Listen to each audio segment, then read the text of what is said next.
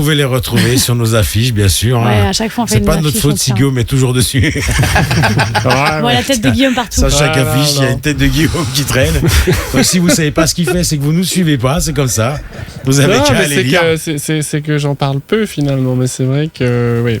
Mais peut-être qu'une fois on en parlera un peu plus en détail. C'est vrai qu'on t'a jamais invité en tant que.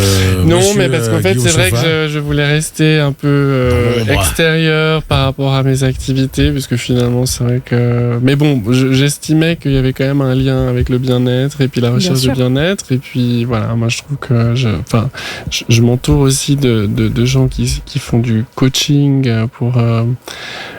Aider aussi certains clients qui sont en rupture justement, donc des fois ils ont besoin aussi d'autres apports extérieurs et puis c'est toujours important en fait. Puis, quand t'aides les gens justement parce que c'est pas forcément les divorces, c'est pas forcément tout le temps en drame et larmes. Non, du tout.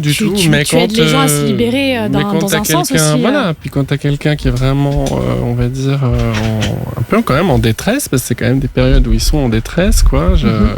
Y a pas d'autre mot. Hein.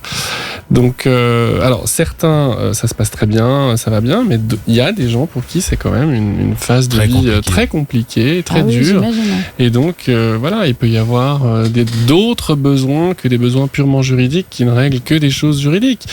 Donc, on a besoin de médiateurs, on a besoin de coachs, peut-être de coachs alimentaires des fois, de coachs de vie, des psychologues, des psychiatres, des intervenants en protection de l'enfant aussi, parce qu'il y a toujours les enfants qui sont pris en conflit de loyauté. Ouais. Donc, finalement, on a besoin quand même de s'entourer aussi d'autres spécialités. Et puis c'est très pluridisciplinaire en fait le droit de la famille. Donc pour moi c'est important. Les pédiatres, les médecins, enfin voilà. Et finalement, psychologue. Voilà. Ah pardon, si Sandra, je peux ajouter quelque chose, tu es aussi dans ta manière de travailler un magicien qui allège le poids. Alors magicien, je dirais pas ça parce que on doit jamais être ni magicien ni sauveur ni artiste. On est juste on doit juste aider à appliquer les règles et puis ensuite on aide les gens dans vraiment une phase de vie difficile qui va durer longtemps. Par exemple, si on est en procédure, ça va durer en tout cas 2 ans. Donc on sait qu'on va rester avec une personne pendant 2 ans et la personne va évoluer, on la voit changer en fait, aller vers le mieux en général, mais ça prend du temps. Et puis on se rend compte en fait aussi de l'impact que les séparations ont sur la constellation familiale et puis ensuite le besoin en fait, si on veut, de se réapproprier sa vie, sa liberté, redéfinir des contours. Et tout ça prend du temps en fait, parce que quand on a été très longtemps en relation, marié, avec des enfants, évidemment que voilà, je veux dire, si la cellule familiale explose entre guillemets, ou en tout cas se divise, il faut trouver des moyens de se reconstruire en fait, tout simplement. Et puis là on a besoin aussi de toutes les autres disciplines autour, en tout cas, qui apportent quelque chose. Et puis peut-être là quand même, on en a déjà parlé plusieurs fois de tes clients.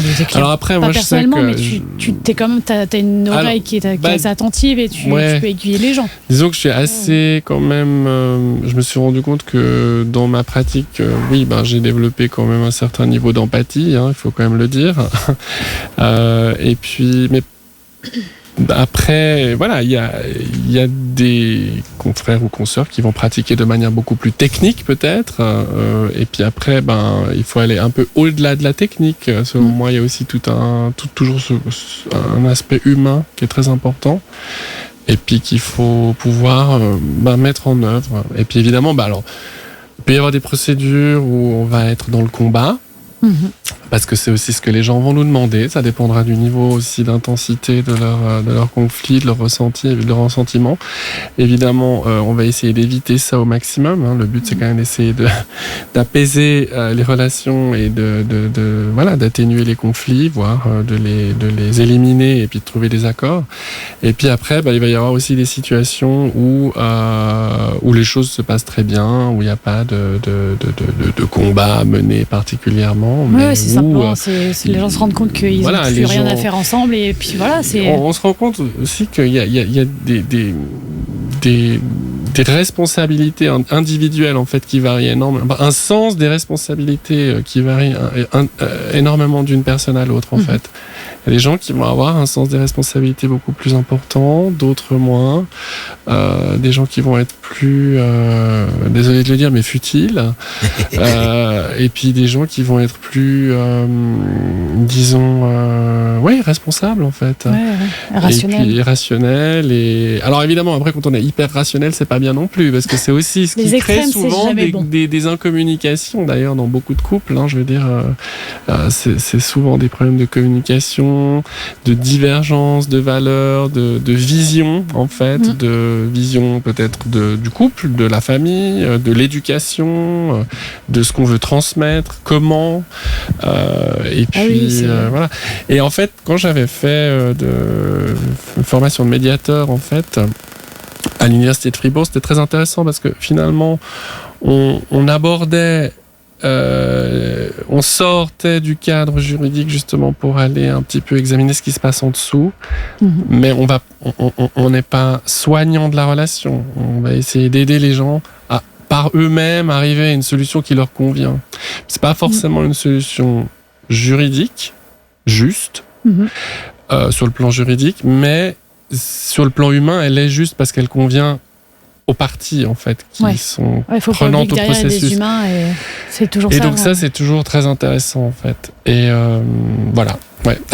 Et c'est ça. Ouais. Faut jamais oublier que derrière, même si on a, peu importe la situation, on a des gens en face de nous. On a des gens, il y a des intérêts, des gens avec une vie, des émotions, des sentiments, qui ont des intérêts, il y a des enjeux et il y a des besoins aussi qu'on doit identifier, et puis on peut aider les gens à identifier leurs besoins, leurs intérêts, et puis on peut aussi réconcilier ces besoins et ces intérêts.